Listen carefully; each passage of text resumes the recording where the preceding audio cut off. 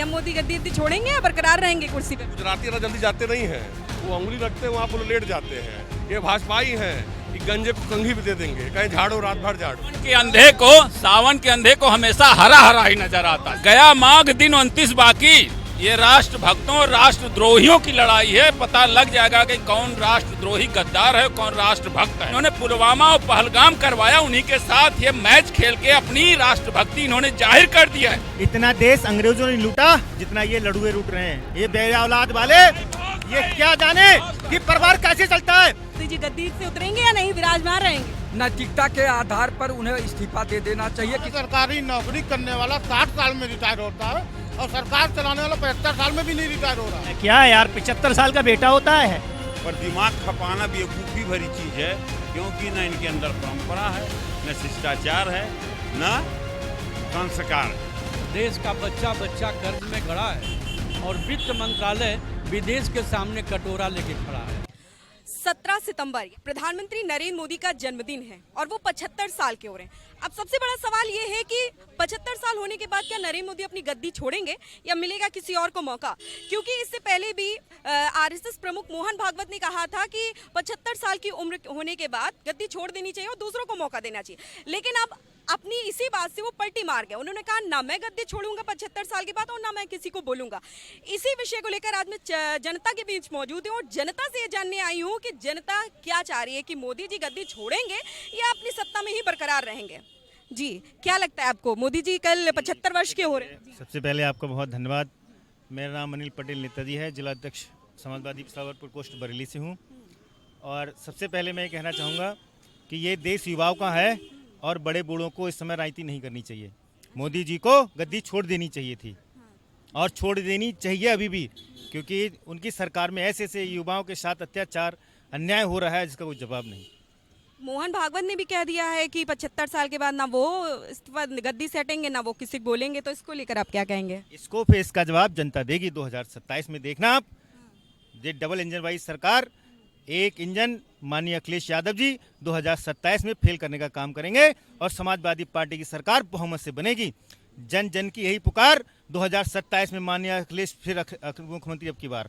और हमारे पूरे प्रदेश में माननीय प्रदेश अध्यक्ष पिछड़ा वर्ग प्रकोष्ठ माननीय डॉक्टर राजपाल कश्यप जी पूरे प्रदेश में घूम घूम कर पिछड़ा वर्ग, अल्पसंख्यक और दलित को जोड़ने का काम कर 2027 में समाजवादी पार्टी बनाने का काम करेंगे।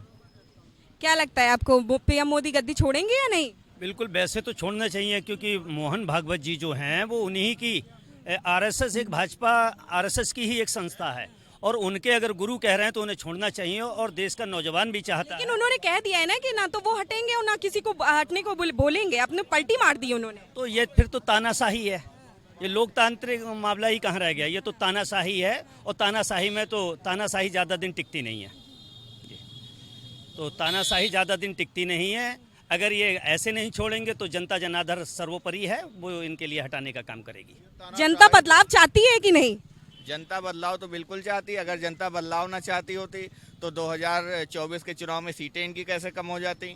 और इन्होंने कितने हथकंडे अपनाए, ईडी, सीबीआई और लगभग जितने समाजवादी वोटर थे, कुछ तो मोहल्लों में इन्होंने, जैसे मोहल्ले की गली यहाँ खुल रही है तो वहाँ पे 4 पुलिस वाले लगा दिए कि जैसे निकले तो झगड़ा कर लो।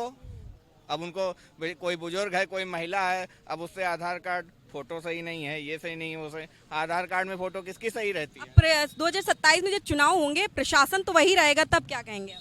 नहीं, प्रशासन तो वही रहेगा, लेकिन यही है कि लोकतंत्र में बाबा साहब अम्बेडकर एक ताकत दे गए हैं जनता को अपना वोट देने की। जनता अपना वोट देने के लिए तत्पर हो जाए कि नहीं हमको वोट देना, वो किसी को भी दे, वो तो अपनी समस्या सोच के देगी। लेकिन अगर जनता सिर्फ और सिर्फ इस पे तत्पर हो जाए कि हम अपना वोट डालेंगे, कैसे भी डालेंगे, संवैधानिक तरीके से अपना वोट डालेंगे हम, तो जरूर बदलाव होगा। क्या लगता है आपको, भाजपा में और भी कई ऐसे नेता हैं पीएम मोदी के बाद, तो क्या उनको मौका मिलना चाहिए पीएम की गद्दी पर? देखिए, योग्यता को सभी पूरा देश सम्मान देता है, पूरे देशवासी सम्मान देते हैं। और मोदी जी की योग्यता पर ही 2014 में, 2019 में, 2024 में देशवासियों ने बहुमत दिया, एनडीए की सरकार बनी, सत्ता ली और सत्ता चला रही है। आने वाले समय में आपके कार्यशैली को देखकर ही देश की जनता तय करती है कि आपको अगली गद्दी मिलेगी या नहीं मिलेगी। अगर उन्होंने बैक टू बैक 14, 19 और 24 तक अगर एनडीए की सरकार सत्ता पाई है तो जाहिर सी बात है, कहने वाले कह सकते हैं कि कभी ईवीएम का रोना, तो कभी घोटालों का रोना, कभी बेरोजगारी का रोना, कभी भ्रष्टाचार का रोना, कभी देश की सुरक्षा को लेकर, लेकिन बहुसंख्यक जनता अगर उनको वोट दी है, बहुमत पाए हैं, तभी वो सत्ता पर कुर्सी पर बैठे हैं। ये संवैधानिक विधा है। उस विधा को भारतीय जनता पार्टी एनडीए पाई है, इसलिए लोग गद्दी पर बैठे हुए हैं। आने वाले समय में भी जनता का रुझान, देश का रुझान मोदी जी के प्रति है, उनके प्रति आस्था है, विश्वास है कि देश सशक्त होगा उन्हीं के नेतृत्व लेकिन में। विपक्ष कह रहा है कि वोट चोर गद्दी छोड़िए, क्या है फिर, काहे का नारा है? अगर विपक्ष के फ्रेम में, विपक्ष के दृष्टिकोण में अगर लग रहा है कि मोदी जी की कार्यशैली गलत है, योगी जी की कार्यशैली गलत है, तो निसंदेह संवैधानिक व्यवस्था के हिसाब से उनको कहने का अधिकार है। वो अपनी आवाज़, अपनी बात, अपना मुद्दा रख सकते हैं, पूरे देशवासी रख सकते हैं। कहने के लिए तो कोई दूध का धूला है। आज के वर्तमान तत्कालीन व्यवस्था में कोई दूध का धूला हो तो बता दिए। कांग्रेस ने 70 साल शासन किया इस देश पर, दूध की धूली थी, क्यों उसको निकाल कर फेंक दिया गया? सपा भी देखा गया, बसपा भी देखा गया, कांग्रेस भी देखा गया, भाजपा भी देख रहे हैं। हम एक आम नागरिक की भाषा बोल रहे हैं। अकेले में बैठकर विचार करिएगा, सारी पार्टियों को देख लिया गया है, कोई एक ऐसा बचे जो आप देखना चाहते हैं उनको फिर से प्रधानमंत्री की कुर्सी पे? देखिए, मेरे एक देखने से, मेरे एक वोट से उनकी जीत और हार नहीं हो सकती है। बिल्कुल नहीं हो सकती। आपकी क्या राय? अगर देश की बहुसंख्यक जनता, बहुमत तक उनको मिला है और मिलेगा, तो पुनः वो गद्दी पर बैठेंगे और बैठना चाहिए। पुलवामा में अटैक हुआ, हमारे देश के लोग बेचारे जवान मारे गए, और इनको पाकिस्तान से ही मैच कराना जरूरी था क्या? हमारे देश के उन बहनों से पूछिए जिन्होंने अपने सुहाग को सामने बैठ करके उससे क्या गुजरी होगी उस बेचारी बहन पे। जो लोग आज कांग्रेस पे सवाल उठा रहे हैं, जो लोग समाजवादी पार्टी पे सवाल उठा रहे हैं, ये वही लोग हैं जो कांग्रेस के बनाए हुए गांधी विद्यालय में पढ़ के आज उसी पे सवाल उठा रहे हैं। ये वही लोग हैं जो कांग्रेस के बनाए हुए जिला अस्पताल में 1 रुपए पे पर्चे पर इलाज करवाते हैं और उसके बाद उसी पर सवाल उठाते हैं। आज आप चले जाए, मेदांता हॉस्पिटल नेताजी ने बनवाया था, नेताजी उसमें 1 रुपए का पर्चा का वो करवाते। आज चले जाइए, भाजपा ने उसे बेच दिया मेदांता को। क्या कहेंगे आप, बताइए? मैं कहा ना, जो अपने चश्मे से जो देखता है इस दुनिया को, उसको वही चीज नजर। लेकिन अभी जिस तरह से पाकिस्तान का मैच, एक मिनट बात सुनिए। सावन के अंधे को हमेशा हरा हरा ही नजर आता, समझ रहे हैं कि नहीं? ये सही बोले। गया माघ दिन 29 बाकी, ये राष्ट्र भक्तों और राष्ट्रद्रोहियों की लड़ाई है। पता लग जाएगा कि कौन राष्ट्रद्रोही गद्दार है, कौन राष्ट्र भक्त है। समझ रहे हैं कि नहीं? ये गद्दार जो भी पाकिस्तान, जिन्होंने पुलवामा, सुन लीजिए, अरे लड़िए नहीं, सुनिए, जिन्होंने पुलवामा और पहलगाम करवाया, वो सुनिए, जिन्होंने पुलवामा और पहलगाम करवाया, उन्हीं के साथ ये मैच खेल के अपनी राष्ट्रभक्ति इन्होंने जाहिर कर दिया है। जिस तरह सियार जो है शेर की खाल पहन के कभी शेर नहीं बन सकता, उसी तरह ये देशद्रोही कभी राष्ट्रभक्त बन ही नहीं सकते। इनका डीएनए खराब है, इनका डीएनए खराब है। समझ रही कि नहीं? ये बता रहे हैं अपना चश्मा, तो वही मैं बता रहा हूँ कि सावन के अंधे को हमेशा हरा हरा ही नजर आता है। जवाब जनता 2027 में देगी आपको। जब मोदी जी बने तो यही लोग बोलते थे कि 19 में जवाब देंगे, 19 में बने तो 24 में जवाब देंगे, अब कह रहे हैं 29 में जवाब देंगे। ऐसे जवाब देते जाएंगे, 47 तक भारतीय जनता पार्टी रहेगी। ऐसा है, जन्म पट्टा किसी का नहीं है। हमारे देश में अंग्रेजों ने राज किया, वो भी उखाड़ के फेंके गए, मुगलों ने राज किया, वो भी गए, कांग्रेस ने राज किया, वो भी गए, और मोदी जी भी हवा हो जाएंगे। पूरी तैयारी जनता ने बना लिया पूरा। इतना देश अंग्रेजों ने लूटा जितना ये लड़ुए लूट रहे हैं। ये बे औलाद वाले, ये क्या जाने कि परिवार कैसे चलता है। मोदी जी गद्दी से उतरेंगे या नहीं, विराजमान रहेंगे? नैतिकता के आधार पर उन्हें इस्तीफा दे देना चाहिए, किसी अन्य को। चूंकि जो कथनी करने में जिसके अंतर होता है और वादा करके वादा खिलाफी भी एक तरह का भ्रष्टाचार है। माननीय आदरणीय मोदी जी को जो 140 करोड़ जनभावनाओं को देखते हुए और अपने कथन पे अडिग रहते हुए इस्तीफा दे देना चाहिए। क्या बताइए। देखिए, इस देश में सरकारी नौकरी करने वाला 60 साल में रिटायर होता है और सरकार चलाने वाला 75 साल में भी नहीं रिटायर हो रहा है।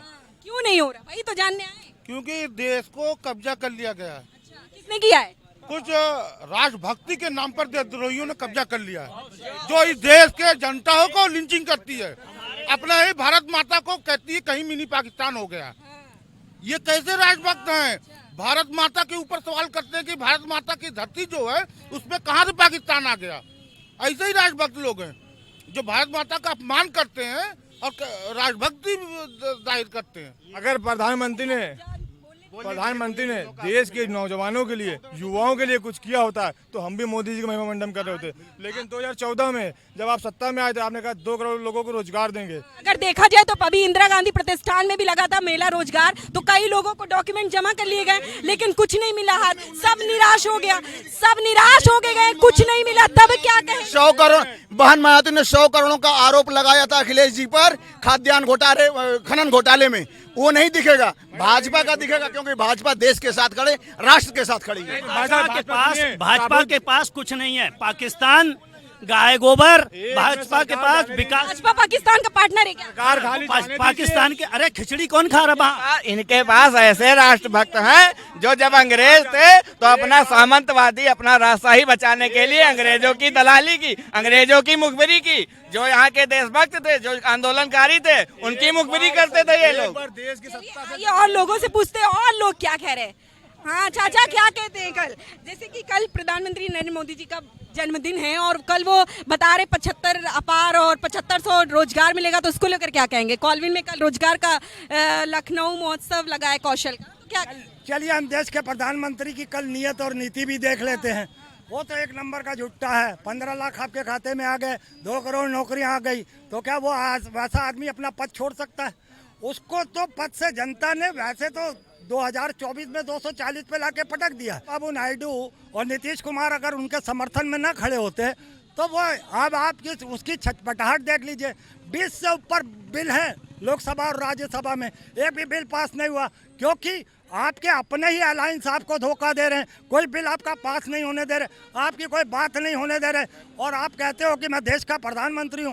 ऐसे प्रधानमंत्री से होना ना होना तो बिल्कुल बेकार है। जो जनता के कार्य रुके हुए हैं, जनता को जो लाभ मिलना चाहिए था उस पर ये लोग जो है रोक लगा देते हैं। तो ये चीज़ें क्या कर रहे हैं? तो नरेंद्र मोदी के बारे में ये गलतफहमी दूर कर दीजिए कि वो अपने पद को त्याग देगा। 70 साल के मोदी जी को ये शर्म करनी चाहिए। कहते हैं 70 साल के बुजुर्गों को आपका ये 75 साल का बेटा आयुष्मान योजना लाया। क्या यार 75 साल का बेटा होता है? बताइए। इन्हें इस्तीफा दे देना चाहिए। माननीय प्रधानमंत्री जी को इस्तीफा दे देना चाहिए। और नौजवानों का देश है, नौजवानों को विकास की बात करें, शिक्षा की बात करें। भारतीय जनता पार्टी में ना संस्कार है, ना परंपरा है, हैं? तो जब ये चीज़ नहीं पाई जा, न शिष्टाचार है, तीनों में से अगर 2 चीज़ कोई पाई जाएगी तो आदमी बेहतरीन होता है, और तीनों पाई जाती है तो पुरुष या वली होता है। तो ये तो ना तो वली हैं ना महापुरुष हैं, तब मानव हैं। तो इनके इस्तीफा देने ना देने पर दिमाग खपाना बेवकूफ़ी भरी चीज़ है, क्योंकि न इनके अंदर परंपरा है, न शिष्टाचार है, न संस्कार है। कन्या विद्याधन, लैपटॉप, मेट्रो परियोजना तो कल 7500 दे रहे ना नौकरी बेरोजगार। अभी कल जिनका जन्मदिन है, देखिए 2 करोड़ रोजगार का चूरन मिलेगा, 2 करोड़ रोजगार का चूरन मिलेगा। पीएम मोदी गद्दी छोड़ेंगे या बरकरार रहेंगे कुर्सी पे? वो अर्थी पे जाएंगे यहाँ से। क्या कह रहे हैं? वो अर्थी पे जाएंगे तभी वो इतना जल्दी गुजराती इतना जल्दी जाते नहीं हैं। वो उंगली रखते हैं वहाँ पर लेट जाते हैं। सबके लिए 75 साल का नियम है, ठीक, उनके लिए कोई नियम नहीं है, चूंकि 7 खूर। तो मोहन भागवत जो बोले हैं बयान 75 साल उम्र वाला, तो वो उनके पर लागू होगा? जी के लिए नियम लागू हुआ था, जोशी जी के लिए लागू हुआ था, यशवंत सिन्हा के लिए लागू हुआ था, इनके लिए कब लागू होगा?